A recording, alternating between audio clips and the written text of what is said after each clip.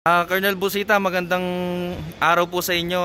Kami po ay mga OFW at mga visit visa po ang iba dito sa amin sa Dubai po nagbumakasyon. Kasama po nila ang kanilang pamilya, ang kanila pong mga kamag-anak at mahal sa buhay.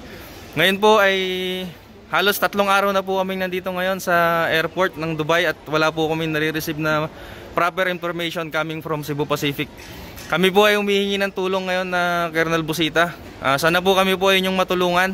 Lalong-lalo na po yung mga katandaan po namin ngayon. Wala pong natulugan po na maayos. Wala pong napagpahingan. Bagus, meron po kami nakakain dito sa lounge na in-offer ng ang Cebu Pacific. Pero ang higaan po, pahinga, na komportable, wala po. Ano masasabi nyo, Nay, sa experience po dito sa na-stranded po tayo ng halos 3 araw?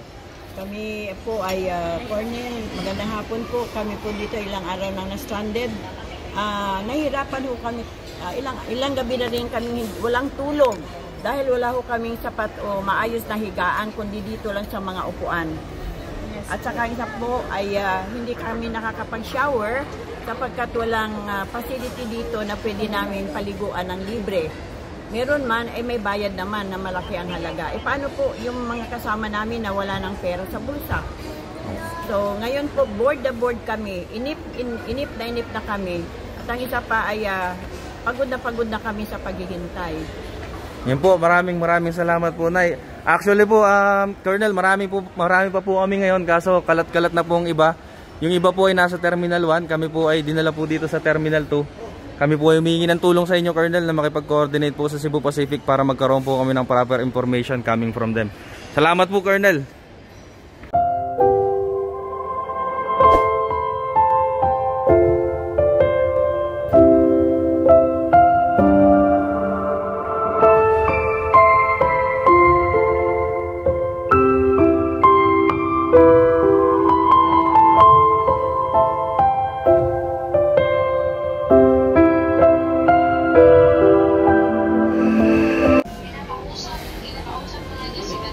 Sabihin mo sa kanya, babe, tignan mo yung sitwasyon namin. Wala kaming ligo. Ilang araw na. Hindi, ihilang. Wala kaming higaan. Dito nakaupo lang kami. Tutulog. Ang sakit-sakit na ng ulo ko. Wala akong tulog. Makakatulog ko ba? Kainan to, gusto mo makita. Binabasa ko sa inyo. Dito kainan to.